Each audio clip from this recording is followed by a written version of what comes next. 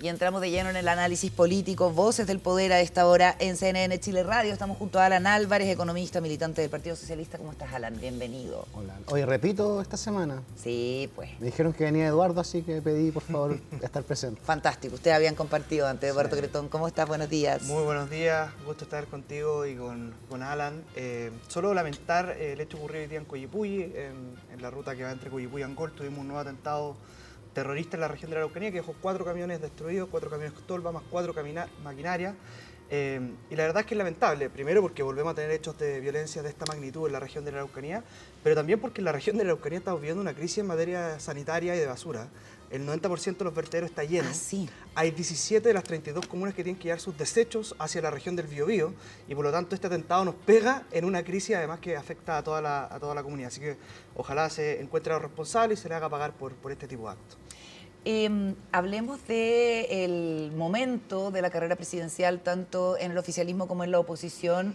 Anoche estuvo el presidente Boric aquí en este estudio en un especial de Tolerancia Cero. ¿En este mismo? En este mismo estudio, sí, pues. Se Estudio siente uno el de aura CNN. presidencial. Sí, yo creo que es este mesón se adapta a este mesón. Y destacó la importancia de los acuerdos del presidente en esta como ronda de entrevistas. Antes de ayer estuvo en TLTC Radio, ayer estuvo con nosotros, hoy día va a estar en turno en vivo, el programa digital de Nicolás Copano, y destacó la importancia de los acuerdos, criticando derechamente a José Antonio Kast. Se preguntó con quién ha llegado a acuerdos, más bien genera quiebres. ¿Qué les parece este despliegue del presidente post cuenta pública? ¿Cómo lo ves desde la oposición, Eduardo? A ver, yo creo que efectivamente estamos en un momento de la campaña presidencial donde ya Evelyn Matei oficializó ante el CERVEL su precandidatura, lo que permite transparentar todo el tema de gastos, etcétera, pero también en un momento donde parece ser que la atención está en la candidata de Chile Vamos, en Evelyn Matei, porque lo que uno ve es a todo el oficialismo respondiéndole a Evelyn Matei, más que hablando de su propia primaria, lo que te demuestra que hay una primaria que no ha logrado concitar la energía necesaria y que por lo tanto la minuta más bien de gobierno es atacar a aquella que va liderando todas las encuestas, que hoy día es Evelyn Matei, y que ayer tuvo un acto precioso donde oficializó su campaña con estos 3 ejes: orden, progreso y esperanza para Chile, y creo que esa campaña va andando bien. Con respecto al presidente post cuenta pública, claro, es fácil señalar a José Antonio Kast que no ha llegado nunca a un acuerdo, pero efectivamente José Antonio Kast nunca ha estado en una posición donde le toque liderar el gobierno.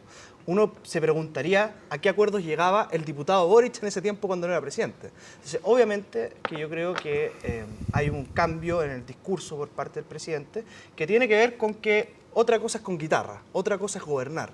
Y eso también estuvo muy marcado en el discurso de la cuenta pública. Lamentablemente, y la alerta que uno levanta desde la oposición, es que en la cuenta pública el presidente dijo: no pudimos hacer todo lo que quisimos porque no tuvimos los votos. Ese es como el gran mensaje que da.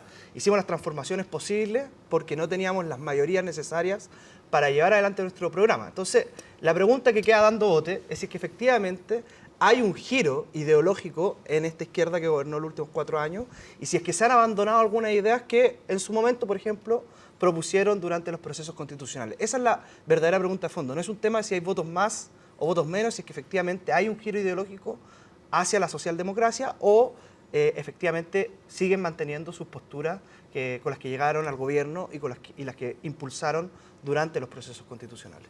Alan. Harto material, yo creo que venía preparado, Eduardo. Antes, la gente se prepara cuando viene acá, sí. No, antes solo me veo en la obligación de mandar las condolencias y un saludo a la familia de Francisco Albornoz, un joven de 21 o 22 años que había desaparecido el día 23 de mayo acá en la región metropolitana y el día de ayer encontraron su cuerpo en la región de O'Higgins. Sí, tremendo. Aún falta que se esclarezcan los hechos. Hay 2 detenidos. Hay 2 detenidos, las circunstancias son al menos extrañas. Cuesta entender que un médico decida llegar a un cuerpo en medio de un infarto a dejarlo en un lago y no darle asistencia médica. Pero nada, yo creo que es importante que la justicia se pronuncie, que el gobierno también se pueda pronunciar. Es importante esclarecer si hay un crimen de odio o no, porque creo que estamos en un proceso de avances en una civilización y una sociedad moderna y esto no debiese admitirse. Dicho eso, yo creo que el presidente tiene razón con José Antonio Kast, porque efectivamente Eduardo dice nunca ha tenido la posibilidad de gobernar ni conducir el país. pero sí tuvieron una mayoría en el segundo proceso constitucional que fue bastante abultada y donde no hubo mayor voluntad de someterse a la construcción de acuerdos. Y de hecho Chile Vamos tuvo que ceder y conceder muchas posiciones con las cuales se mostraban bastante incómodos. O sea, yo no me olvido de la candidata actual de Chile Vamos, en ese entonces alcaldesa, cuando dijo que a ella le preocupaba en materia de derechos sexuales y reproductivos la manera en que se estaba abordando el aborto en la Constitución. Que por cierto yo creo que no debiese porque en una Constitución estaba abordado el aborto, pero sí es otra discusión. Ahora, efectivamente ayer Evelyn Matei lanzó su campaña, estaba también en una posición legal compleja en que en la medida en que no oficializara o preinscribiera tampoco podía hacer gasto electoral, entonces esto más o menos se lo exigía, y dado que no tiene primaria y está proclamada por los 3 partidos de Chile Vamos, corresponde y creo que hizo lo correcto y en ese sentido ahora entra derechamente en la cancha. A ver, en el oficialismo estamos bien con nuestras primarias, tenemos buenas expectativas de participación. Obviamente que cuando convoca solamente un sector del espectro político, esto es menos entusiasta, vienen los debates y probablemente eso va a marcar un poco la agenda. Así que la franja también, yo no me preocuparía. De hecho, o sea, nosotros no, al frente puede que se preocupen cuando se desordenen un poco las encuestas. Y esta como agudización de las diferencias entre Jara y Toa, ¿qué te Es que parece? corresponde, porque si no estaríamos como Chile Vamos, ¿no? Porque por algo tenemos 4 candidaturas, de las cuales 2 vienen de gobernar y 2 vienen del Congreso, porque no pensamos lo mismo. O sea, yo creo que es evidente que en materia de derechos humanos internacionales, en materia del diagnóstico desde el retorno a la democracia, en materia de la evaluación de lo que ha sido el gobierno, en materia de posición histórica en cuanto a seguridad, crecimiento económico, no pensamos lo mismo y eso es momento que la ciudadanía lo zanje. Hemos tenido durante todo este gobierno 2 coaliciones que han estado juntas, pero no consolidadas, y este es el momento de consolidarle. Para eso hay que... Una coalición sin nombre. Claro, o sea, es que nunca hubo en ese gobierno. Entonces, este es el momento de hacerlo y qué mejor que hacerlo mediante el voto, donde yo espero que el socialismo democrático sea finalmente quien consolide las ideas que van a permitir el futuro de la izquierda en este país. Ahora, dicho lo anterior, yo creo que el presidente Boric sí es una persona que como diputado llegó a acuerdo. Yo hace poco leí el libro de Gonzalo Blumel y destacaba, de hecho, el rol del presidente Boric como diputado, por ejemplo, en las comisiones de infancia, en que el socialismo democrático se restó y, sin embargo, Gabriel Boric como diputado se quedó, o el acuerdo del 11 de noviembre, que yo creo que es parte importante de lo que explica que Gabriel Boric haya ganado la presidencia de Chile y no José Antonio Kast, es que él suscribió ese acuerdo. Entonces yo creo que ahí sí hay voluntad. Si hay un giro, ojalá, pero ese giro va a ser, y aprovecho de invitar a la gente que está en su casa que vote en nuestra primaria, en la medida en que el socialismo democrático logre consolidarse electoralmente ante el Frente Amplio y el Partido Comunista. ¿Cómo lo ves, Eduardo, desde la oposición? Yo creo que es una primaria que no ha logrado concitar las emociones necesarias que tiene una primaria. Es como están compitiendo por quién va a llegar a la segunda vuelta, pero no va a lograr ganar. Entonces hay evidentemente un desánimo dentro del oficialismo.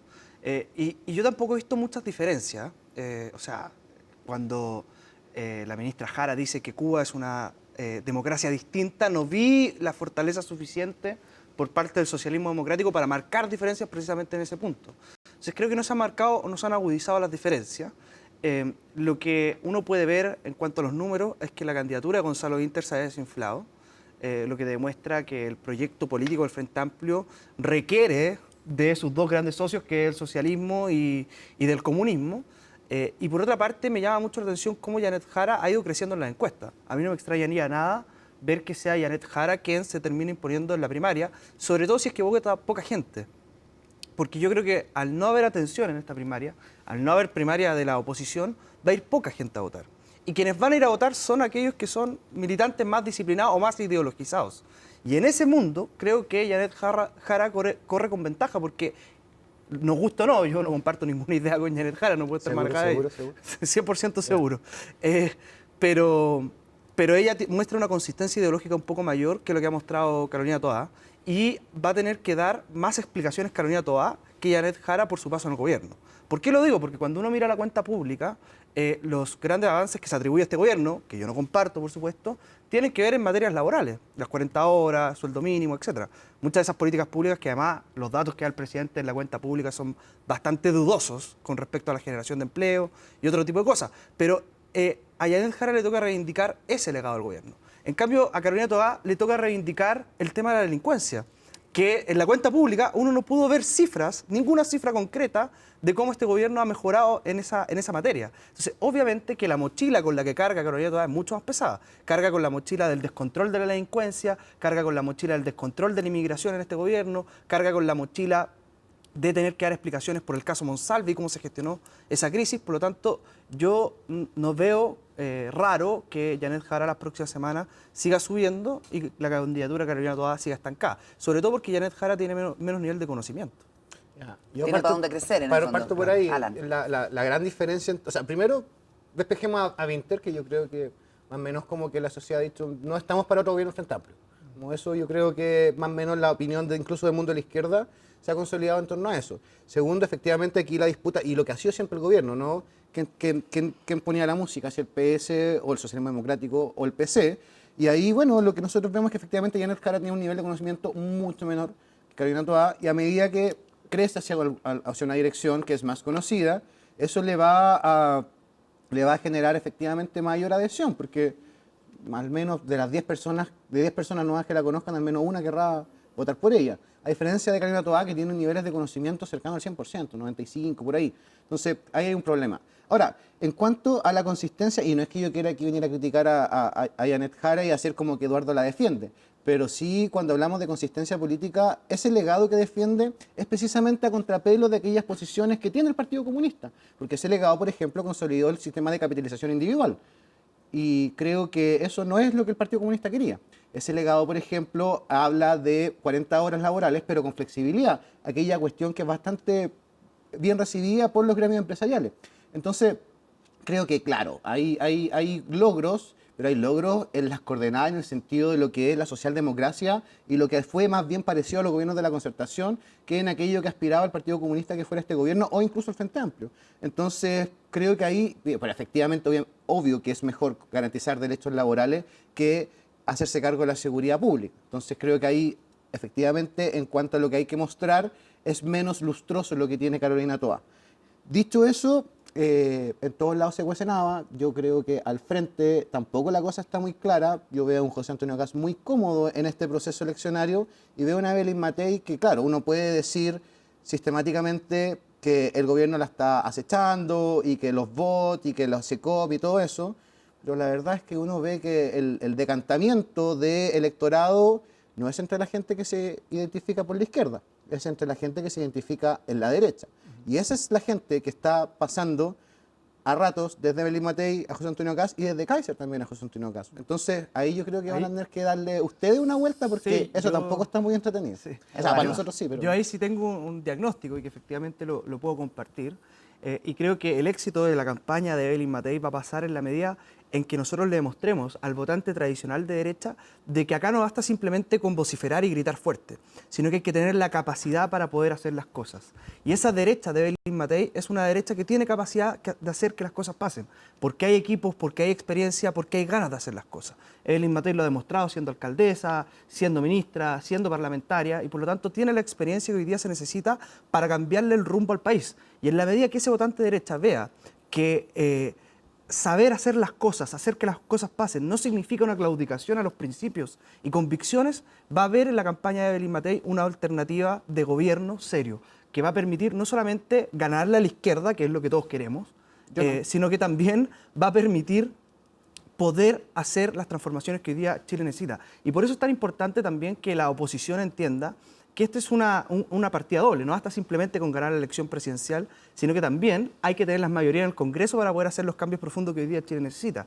Y en ese sentido, siempre es bueno recordar que nuestro adversario está acá y no entre nosotros. Y por eso yo esperaría que las candidaturas, tanto de Johannes Kaiser como José Antonio Caz y como Evelyn Matei, trabajen para generar mayorías en el Congreso. Ninguno de estos tres candidatos por sí solo va a poder tener la mayoría que se requiere para hacer las transformaciones que Chile necesita. Y por lo tanto, siempre es bueno entender que el adversario está en la primaria del gobierno, que nosotros somos aliados, pero que obviamente que hay diferencias. Y dentro de esas principales diferencias, yo creo que lo que recalca Evelyn Matei es que es una derecha con capacidad de hacer que las cosas pasen y que lo ha mostrado en otras épocas de nuestro país. Faltan 7 minutos para las 10 de la mañana. Hagamos una pausa y al regreso hablemos de los antecedentes, los nuevos antecedentes que entrega la Contraloría respecto de la administración de las platas en los gobiernos regionales y particularmente complejo es la situación para Claudio Orrego. Nos vamos a la pausa y ya seguimos con más análisis político en Voces del Poder.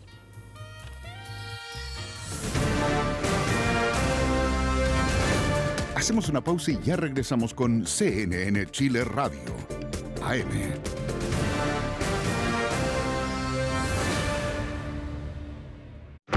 Influyentes con Paula Escobar, Martina Yopo, socióloga y académica de la Universidad Católica, Diego Schalper, diputado de Renovación Nacional.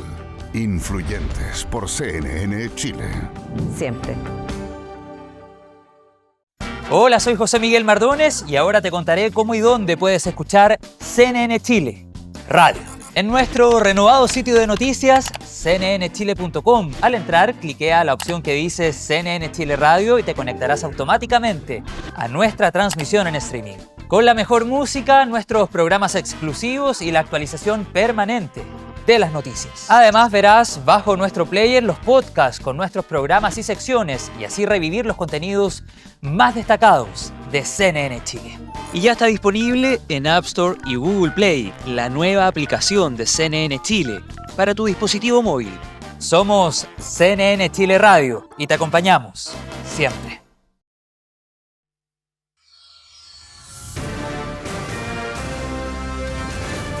Estamos de regreso en CNN Chile Radio, AM.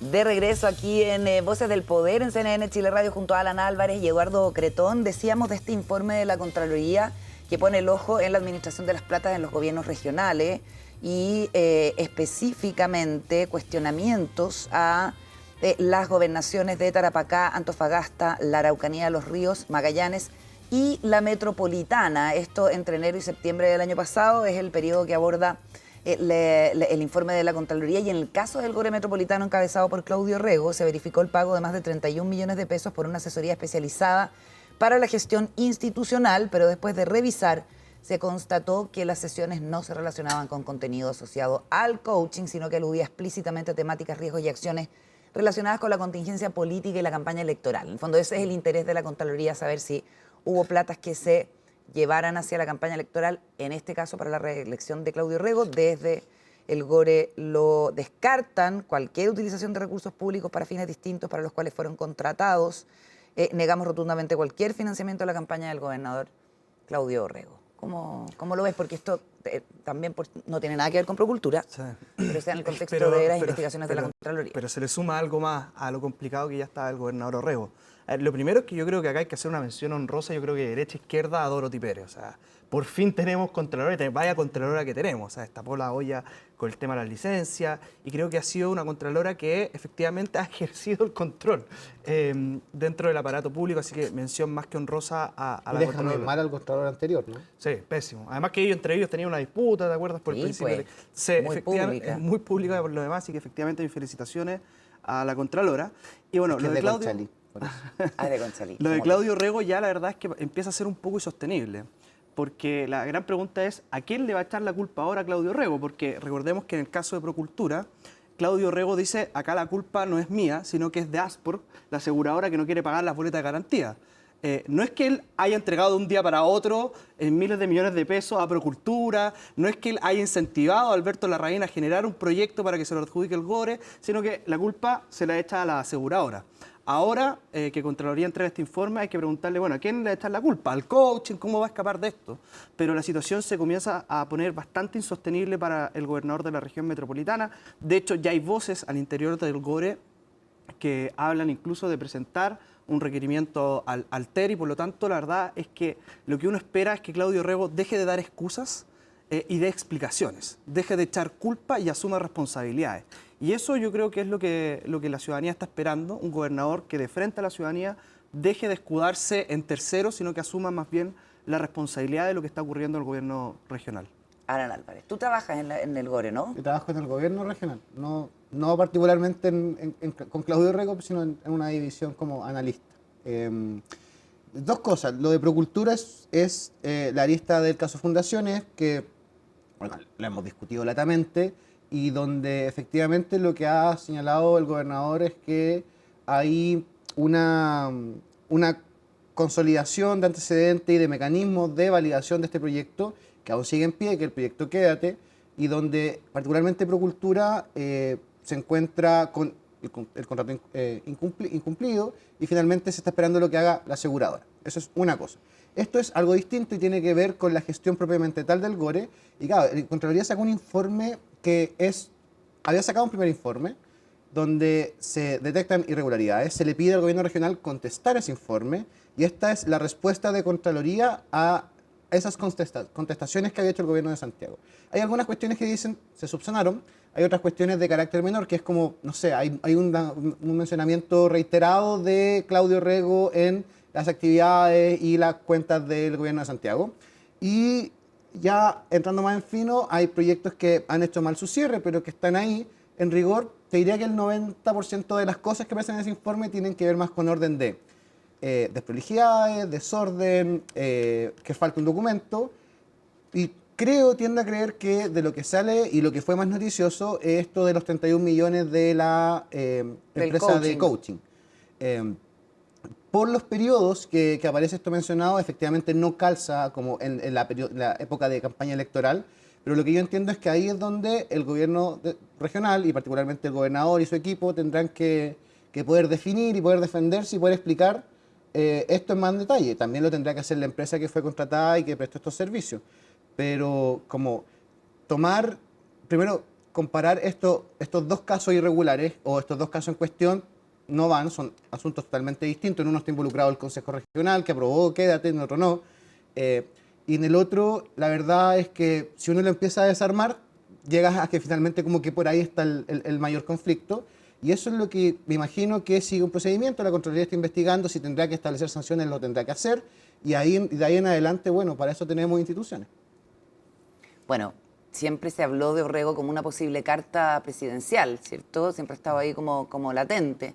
Y según el resultado de la primaria, uno podría pensar que va a haber eventual interés de algunos sectores de entrar con un candidato de cara a la primera vuelta. ¿Tú ves que se complica mucho el momento político, el liderazgo político de Orrego con esto? Con esta, digamos, yo creo que no, seguidilla porque, de casos. o sea, por ejemplo, el caso de Procultura lo enfrentó en medio de la reelección a gobernador el año pasado. Esto ya estaba, ya era un antecedente conocido. Hubo gente que le imputó cosas muy feas a partir del caso de Procultura durante la campaña. Lo que sí yo creo que efectivamente el desgaste de sistemáticamente estar enfrentando cuestionamientos de estas características es grande. Ahora, si por ese motivo, no sé, de aquí a que no gane el socialismo democrático de la primaria, no estoy diciendo que sea una idea, no estoy diciendo que lo esté impulsando, estoy diciendo que es una posibilidad y en verdad, más que desde una posición determinada, uno viene acá como a comentar las posibilidades de la política. No sé, pues si llegase a ganar Winter, Jara, Mulet, la primaria, y entre medio Rego recupera la póliza de seguro y recupera los 1.000 millones del caso de Procultura, efectivamente eso lo pone en un pie muy distinto. Pero al final del día eso es una ficción. Yo creo que más que mal, y al menos la posición mía, y me imagino que la de mi partido, y la de todos los partidos que estamos en el pacto, va a ser respaldar a quien gane la primaria. Que a mí me parece un poco un chantaje esto de la posibilidad del centro de levantar un candidato, porque te muestra un poco la inconsistencia de pero también está en la izquierda, o sea, Mundaca anda anunciando que podría ser candidato. Está perfecto, pero son especulaciones. Pero el centro no puede decir estamos con Carolina Toá, el centro, la izquierda ya a esta altura, es que la democracia cristiana, pero si pierde Carolina Toá nosotros vamos a levantar un candidato. O sea, en el fondo es, bueno, ¿estás o no estás con el gobierno? Y siempre los sectores de la democracia cristiana han tenido esa ambigüedad de decir estamos con el gobierno, pero también están buscando su válvula de escape. O sea, ahí hay una inconsistencia claramente. Yo creo que hoy día hay dos grandes bloques, está la oposición y está el oficialismo. Y yo creo que ese eje además quedó muy plasmado con el plebiscito constitucional del 4 de septiembre del 2022, donde se logró un 62%, con una amplia oposición a las ideas más radicales de izquierda, si uno quiere llamar, del Partido Comunista, del Frente Amplio, del socialismo. Y por lo tanto... Yo voy a aprobar para reformar, aviso. Por lo tanto, yo creo que hoy día el gran desafío está en aquellos sectores que se autodenominan de centro político, de tomar algún bando. O siguen el camino propio, o se van a la oposición, o están en el oficialismo. Pero no pueden ser ni chistas ni limonadas, no quedan mal con nadie, digamos, y si es que su candidato no gana la primaria, bueno, levantamos otra candidatura. A mí me parece que es de una inconsistencia bien grande. Es que, bueno, todo este ciclo político ha sido, no inconsistente, pero sí muy particular. Y claro, lo que hoy día se define oficialismo-oposición es muy distinto a lo que se va a definir en el próximo gobierno. Si es que gana la izquierda, va a terminar siendo algo relativamente parecido. Imagino que con la democracia cristiana tal vez, pero si llega a ganar la derecha, ¿dónde queda el oficialismo? ¿Dónde queda la oposición? Si gana Chile Vamos, ¿van a gobernar con el Partido Nacional Libertario? Yo creo que no. ¿Qué pasa con demócratas? ¿Qué pasa con amarillo? Yo creo que esta cuestión está por dibujarse y todavía no sabemos a qué esquema vamos a entrar.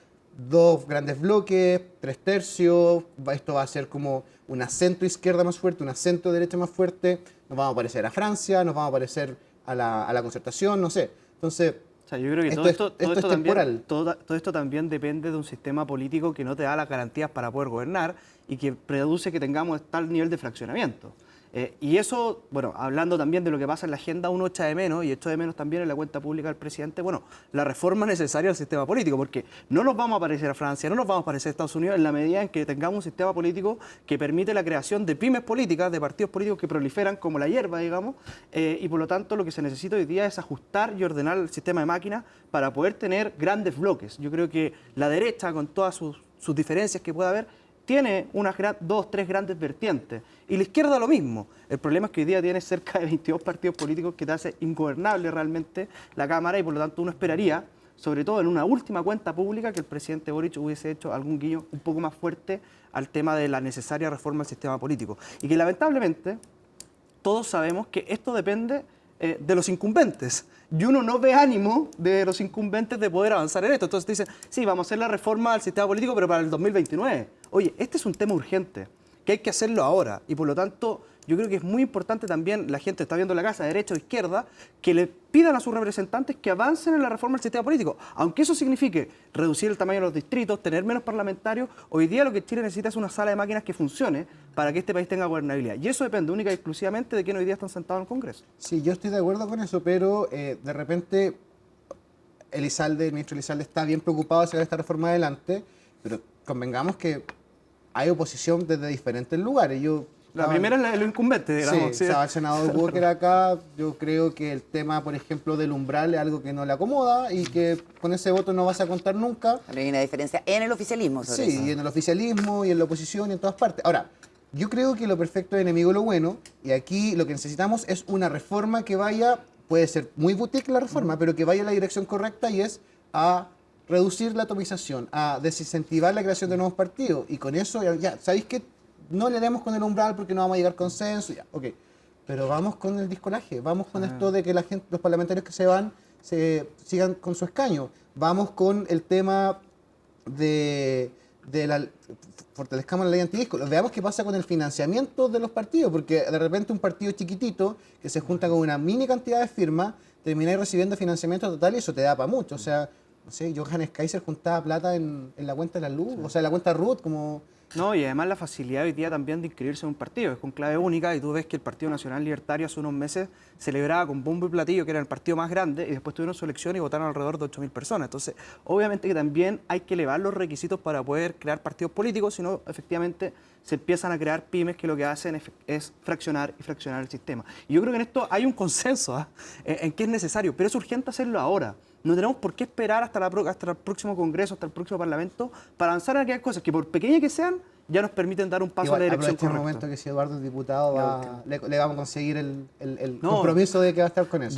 Yo siempre he dicho, y desde que estuve en la convención, de que yo soy partidario de reducir el número parlamentario. Pasamos de 120 a 155 y no hemos mejorado en nada la calidad de la política. No, siempre se habló que mayor representación, más proporcionalidad, más partido iba a hacer una política más representativa. Pero yo no sé si estamos viviendo más representatividad, como tal vez era más representativo el esquema político cuando era un poquito más compacto. Con el binominal. No sé si con el binominal, pero al menos con una política que sacaba acuerdos. Muy bien, se nos acaba el tiempo. Muchísimas gracias, Alan Álvarez, Eduardo Cretón, por haberme acompañado esta mañana. Que estén muy bien. Que estén muy bien. 10:08, pausa y ya seguimos con más.